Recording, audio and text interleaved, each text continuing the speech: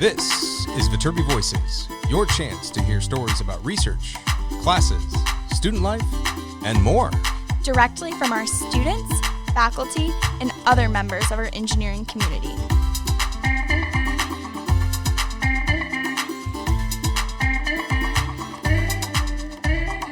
All right here at the USC Viterbi School of Engineering.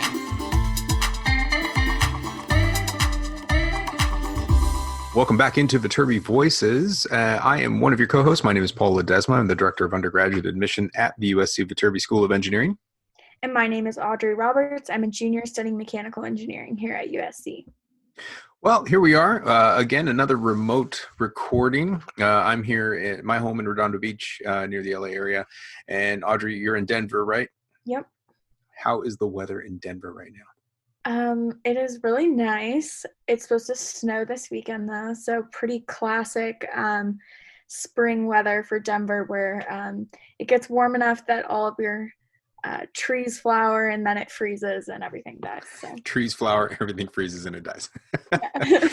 Well, we've been similar. I mean, it's been cold and rainy. I know we've been putting out a lot of episodes lately because there've been a lot of our faculty roundtables, but this is back to kind of our normal thing here. And I've been lamenting on those intros that it's cold and rainy and I want it to be sunny. But anyways, this episode, what is this episode all about? Yeah, so this is an episode that checks in with USC's Rocket Propulsion Laboratory, which is one of our student-run design teams that I'm a part of. And this is actually the second episode I have done on RPL, and I believe it's the third one we have. But the last one I did was in December 2018. So it was before USC Rocket Lab became the first student group to launch a rocket to space. Which happened last spring. So obviously that's a really big accomplishment. So we talk a little bit about that. But a number of things have happened since then, since that was quite some time ago now too. They launched another rocket called Poise, and there's been a lot of developments in the avionics system, which is the team I work most closely with. So that was really exciting. And then also we do address sort of how RPL is adjusting to this transition of being remote. I think, we're not at the lab all the time, right, as students go home. So I think there's still a lot of work to be done. We're still having our meetings via Zoom, and it's just kind of a focus more on research and design work rather than manufacturing. Right. Cool. Lots of stuff to talk about with USC RPL. I'm excited to get this episode up. So if you have any interest in rockets, space, aircraft, aerospace, mechanical, astronautical engineering, is a really good group to hear some stories about. So let's get out of the way and hand it off to our students to talk about RPL. So thank you all so much for being here. I'm super excited. So the last podcast we did on RPL was back in December 2018 with Lauren and Connor. So it was like mainly avionics related, but I'm really excited to have a bunch of different people working on different things for USC's Rocket Propulsion Laboratory now. So can each of you just introduce yourself, please? Hi, I'm Dakota. I'm a sophomore studying astronautical engineering, and I'm more on the manufacturing side in RPL. My name is Ava. I'm currently a junior studying astronautical engineering, and I'm the lead propulsion engineer at USC RPL.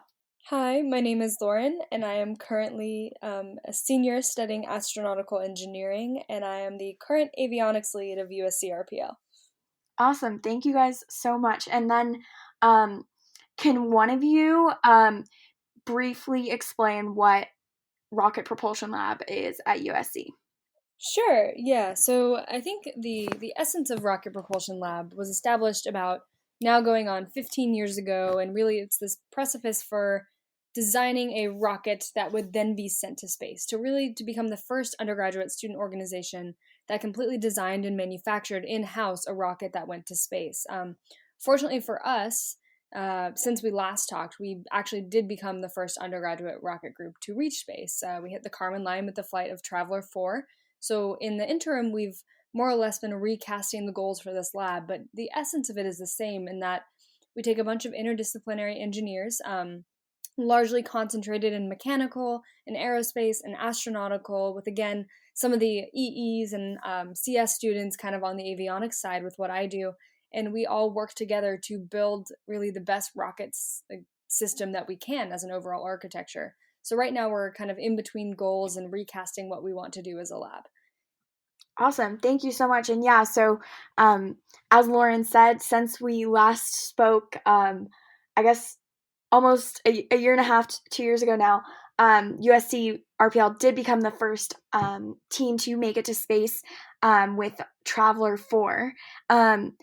Dakota and Ava, do you guys want to talk a little bit about your experience with that launch? I know, Dakota, at the time, you were a freshman, correct? What was that like? Yeah, so coming into lab, I first joined when Traveler 3 was launching. And obviously, due to some difficulties, we weren't able to verify the apogee of that launch. But with Traveler 4, I was able to jump right into the build process. I helped with a bunch of composite layups. I helped with casting the propellant for the motor, for integration. And generally, it was just an awesome experience getting to like be a part of a team that can send a rocket to space. Even a small part was still awesome, and I learned a ton doing that. Thank you. And then Ava, can you talk a little bit about your experience with Traveler 4 as well? I know Dakota mentioned some key sort of terms, I guess, for propulsion for RPL's rockets, a lot of which he talked about casting, and we make all of our own propellant, which is really unique. Can you maybe speak to that? Yeah, absolutely. I think Dakota did well in comparing and contrasting Traveler 4 with Traveler 3. And going into my freshman year at USC, it was the widely held belief that Traveler 3 would be the end all be all, the space shot rocket. And so going into my freshman year, we went casting, which is essentially propellant manufacturing at a offsite facility away from campus. From there, we would static fire the flight motor in February of 2018, I believe. And then from there, it was expected that Traveler 3 would launch in May of my freshman year. The launch was delayed, and as Dakota noted, we weren't able to get a apogee estimate from that launch. But what we did was validate the flight motor, qualitatively determined that the burn in the first few seconds of Traveler 3's launch looked nominal, with no real data coming from that, but just as a qualitative view. Going into Traveler 4, my focus was more based on recovery, and specifically testing and integrating the recovery subsystem to ensure safe descent and protection of the vehicle, as well as its avionics unit. So going in, there was always this kind of expectation that what I would work on would fly and be integrated in a manner which I guess I didn't expect when I first joined in my freshman year. What was really surprising was like the level of dedication and perseverance that I don't see often matched in other undergraduate teams. And so going into Traveler 4 and having that experience where you're in the middle of the desert, launching this rocket with a bunch of students just as crazy and persevering as you, it was truly, truly spectacular. Yeah, I think anyone can imagine what an insanely cool experience that is, not only to see a rocket be launched to space, but also have such a big role in making it. So just some quick specs, I think, on Traveler 4.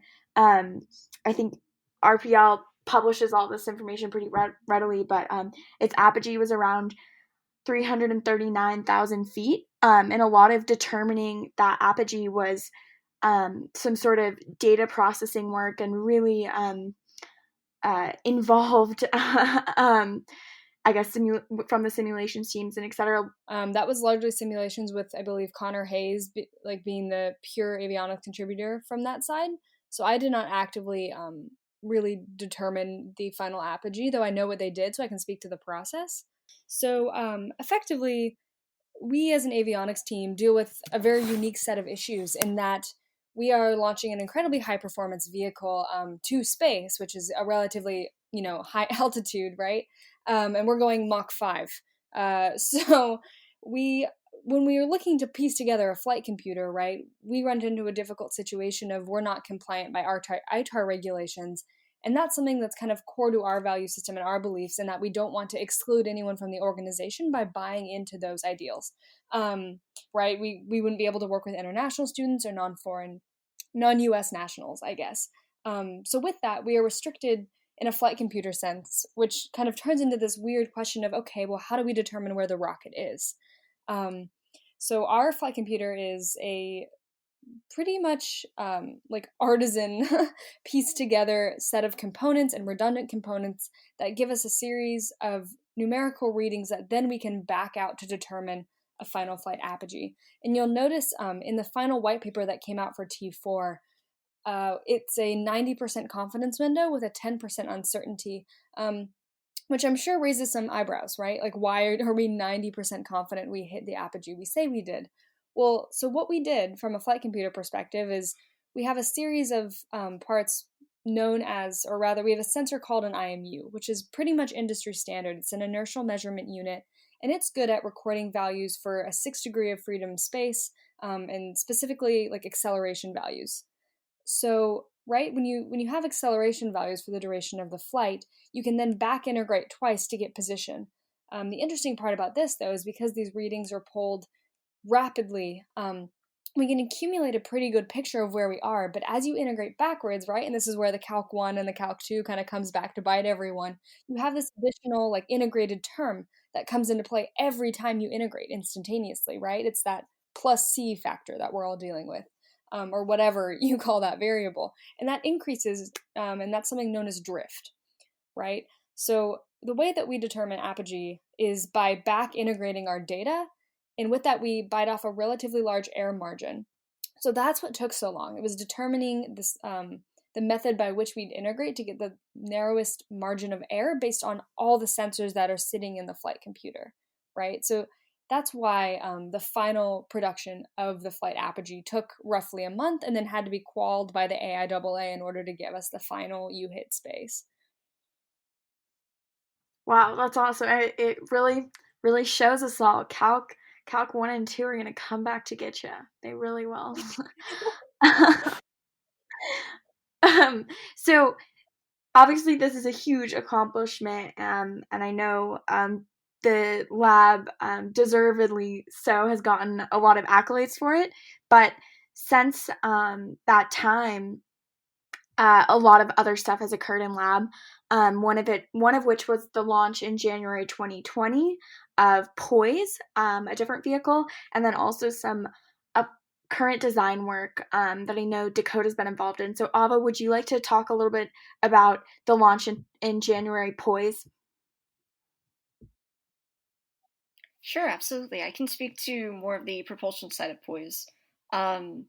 With our sophomore year, our goal for the propulsion system of the Poise vehicle would be to cast or manufacture propellant which would be pourable, in contrast to how we normally make our motors for traveler class vehicles, which would be roll propellant into balls safely, and then pack them with G10 rods into casting tubes.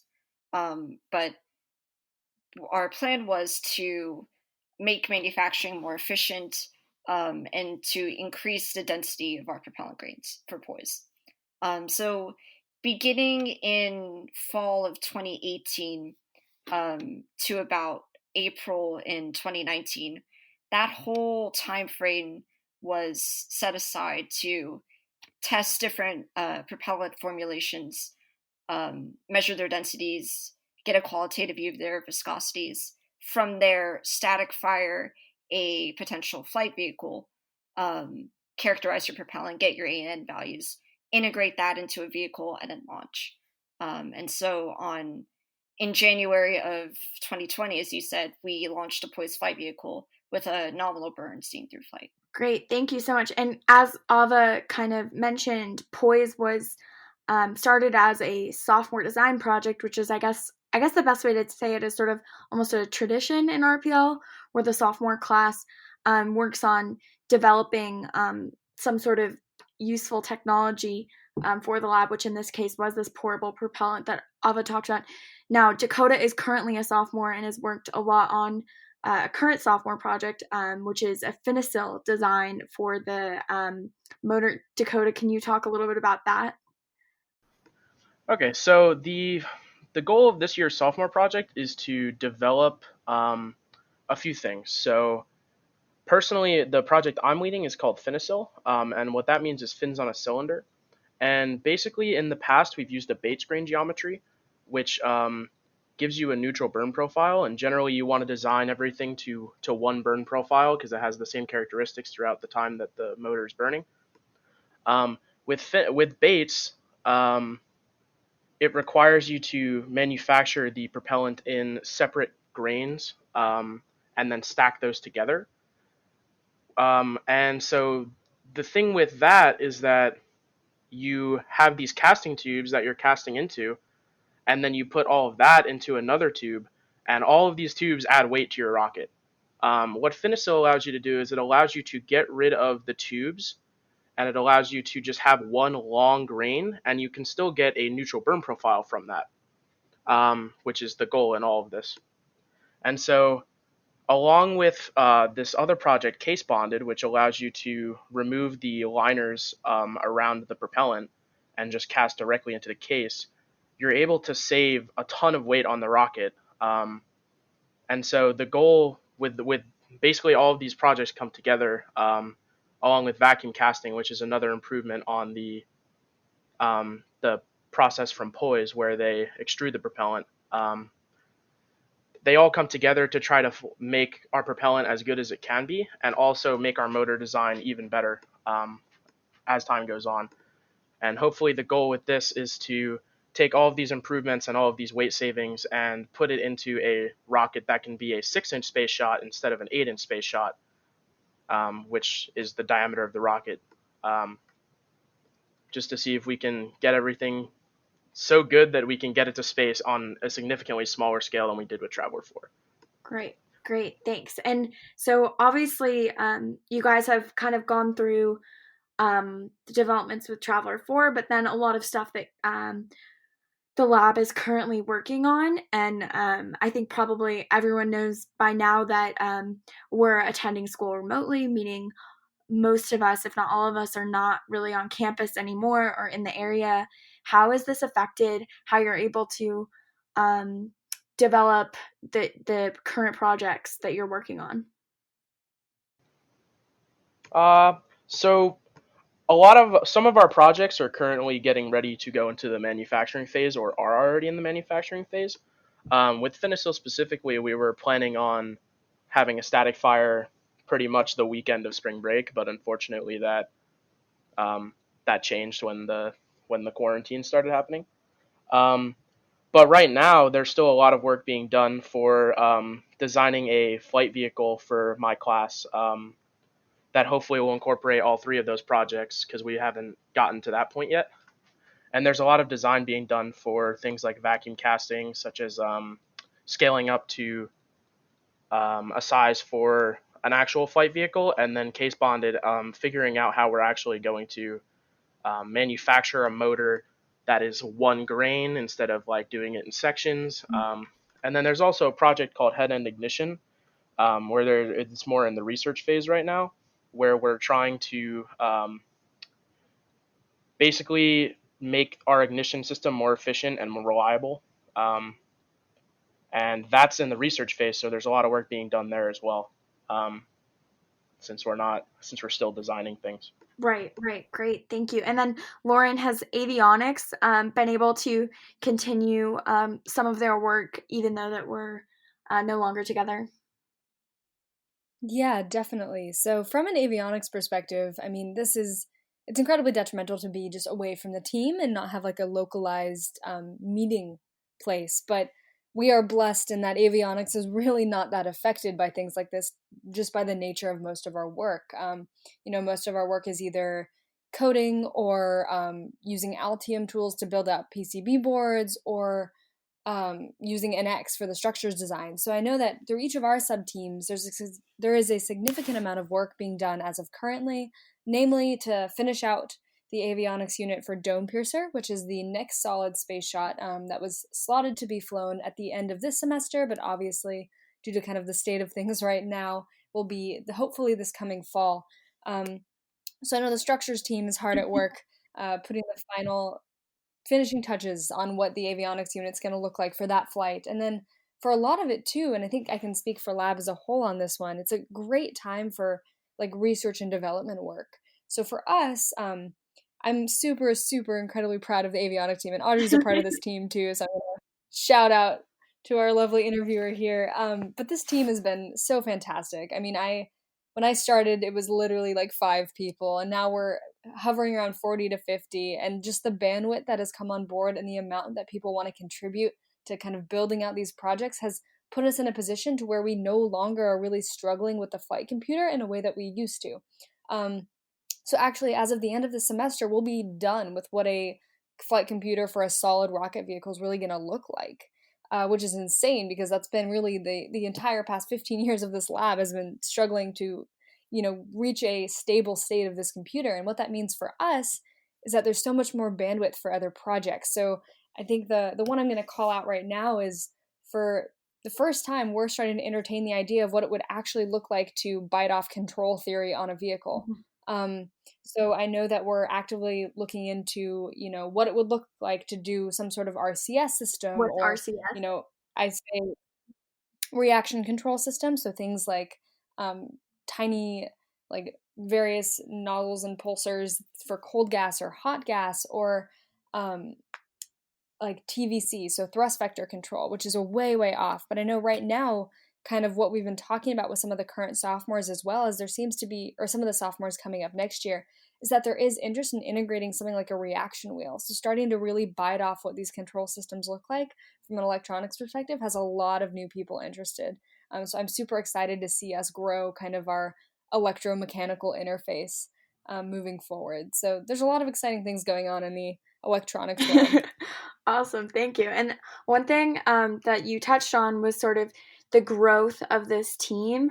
And I want to have you guys all speak about this in particular, because I think a lot of times kids come into college maybe nervous about finding a community for one, and then also nervous about a lot of maybe clubs or organizations might have applications, and sort of it just becomes this additional competitive thing. But RPL is really open to anyone. What do you think that builds into the culture at RPL? I can definitely speak on this if we want to do like a round robin, because I'm sure everyone That would be has great. like a here. Okay. Well, something I really like about RPL, and through its ups and downs, as every sort of Viterbi organization will have, just on account of it's such a social structure as much as it is like a lab for work, right? But the thing that I kind of more or less beat over the head and I really enjoy about this lab is that at the end of the day, no matter what, its best idea wins. Like I tell all the avionics freshmen that come on board that the only difference between where I am and where they are is that I've just been on the team longer. But there's nothing fundamentally different. I'm also a student, right? I may have more experience, but that doesn't give me a leg up in any way. So I think in establishing culture here, and we've managed to do so with a massive amount of people, it really boils down to like everyone's idea is heard and the best idea is going to win, even if it's crazy. Because I'm going to be honest with you, like the entire premise of rocketry is based on people having crazy ideas, right? And so that was something I found incredibly attractive when I first joined, and I'm hoping can continue throughout the lab in the coming years. Thank you, Lauren. And then Dakota and Ava, do you want to add on anything to that? Yeah, something that was crazy to me is I'm from New Jersey, and so when I flew across the country to USC, I had no clue what to expect. I'd basically given up on all of my friends, not given up on, but like I wasn't able to talk to my friends back home. It was a completely new environment. I didn't have any friends, and I joined RPL on a whim because one of my friends told me that I should come to one of the meetings, and from there, it's completely become like a family to me. All of my best friends are in lab. Everyone I talk to is in lab. And even though, like, we're coworkers and we argue and we fight sometimes, um, we're still, at the end of the day, we're all super close and we all hang out. And I think that's awesome. It's definitely become a family to me for sure. And I've only been here for 2 years, so I can only imagine how it'll be at the end of my senior year. Yeah, that's great to hear. What about you, Ava? Absolutely. I would definitely agree with Dakota. I think maybe from an outsider's perspective, it might be difficult to see why this undergraduate student laboratory would inspire really close bonds and ties between people across school years, between people who've graduated and people who are currently still going to school. And I think it comes down to mentorship and capability.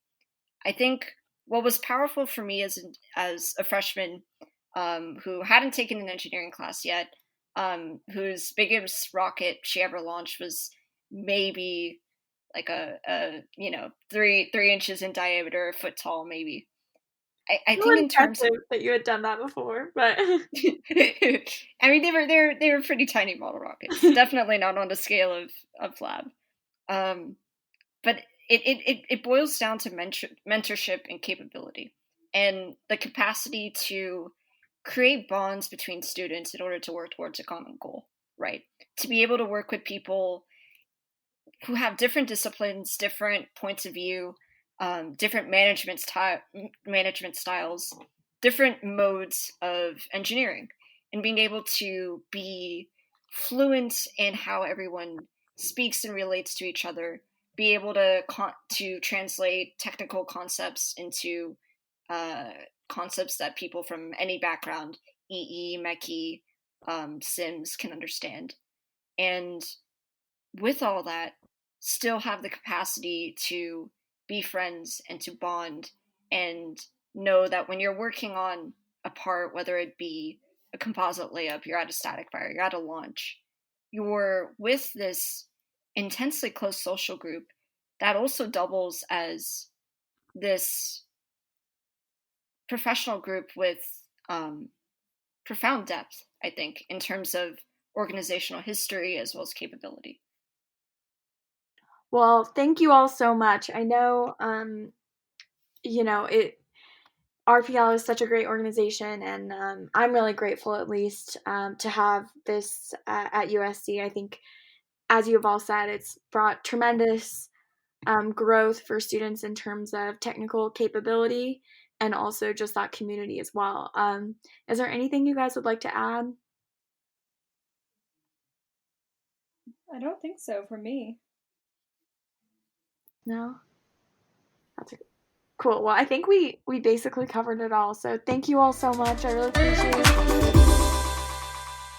All right, and we're back. That was a fun episode for me to record, not only just to get to chat with some of my friends, but there's so much work that goes in with RPL. It's fun for me to hear about what people are working on as individuals as well. Totally. It's a complex group. People just think, oh, you build a rocket, but there's all these different sub teams and everything is just very, very complex. And again, the engineering to fit things into those small spaces is really, really challenging, right? Definitely. So over the past year, kind of what I didn't talk about this during the episode, but the team that I worked on, Lauren is on the episode, and she was also on our previous RPL episode, and she's the current avionics lead. But which, of course, so if you're interested in computer science or electrical engineering or computer engineering, this is an incredible team to be a part of, because we design our own flight computer entirely. Like, we're laying up these PCBs by hand. It's really incredible. But from a mechanical perspective too, you have super delicate components that need to fit into a small space, and need to be able to sustain pretty extreme conditions. So on Traveler 4, which was our space shot, I mean, we saw spikes of upwards of 40 Gs. So that's really, yeah, that's crazy. Yeah, so securing these components mechanically is a challenge, but beyond that, We also spoke with our propulsion lead, Ava, and propulsion's really unique at RPL as well, because we do it all ourselves, off-site, off-campus for safety reasons. But it's pretty explosive stuff. Yeah, but we have our own propellant mixture, and propulsion's not something I've really ever been involved in, but I think that's the cool part about RPL. Like, all these different people are working on such different things, and it's a great opportunity to learn about something really different than your field, because so much goes into making a rocket. Now, before you came to USC, were you like really into rockets? Yeah, before I came to USC, I was like really interested in aerospace. It's all I really wanted to do. I just thought it was like the coolest thing ever. And I think conceptually, this idea of space beyond the engineering has always really interested me. Yeah, but a student doesn't need like rocketry experience to be involved. No, totally not. So it was kind of funny during this episode, Ava, our propulsion lead, she was talking about, she's like, oh, I had only launched these really tiny rockets before I came to USC. I was like, at least you had launched a rocket. Like, for me, I didn't have, like, it was an interest of mine. I followed like space news and stuff like that before I came to USC, but it wasn't like I was, engineering any of these things. And that is also, I think the coolest thing about RPL in particular is that this group is open to anyone. There's no application. You can join at any time of the year. And that's really core to the ethos, is that anyone who's willing to show up and do the work is welcome in the group, even if you're not an engineering major. There are a couple of business majors I know. It's not about that. It's just about doing cool stuff. So. Well, awesome. Well, this is a great example of hands-on design teamwork, and beyond Rocket Lab, there's a number of other design teams. You can go back to our archives and listen to other episodes related to steel bridge and civil engineers, and our Formula SAE racing team. We've got chemical engineering design teams. What are some others? Yeah, I mean, even as a mechanical engineer, I can think of so many that you could join. There's Aero design team, which is kind of like a small RC plane that they design. Yeah.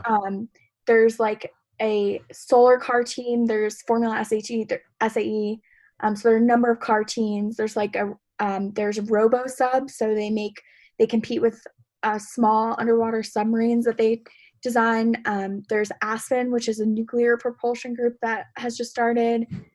There's like Concrete Canoe for civil engineers. I mean, the design team culture at USC is really cool, just because there's so many options for one, and then I think everyone's just doing really great work also. Yeah, lots of options. Thank you again, Audrey. Great episode. Always great to hear about the explosive stuff going on from the rocketry group. And that's it for my jokes. Yeah, it was a fun one.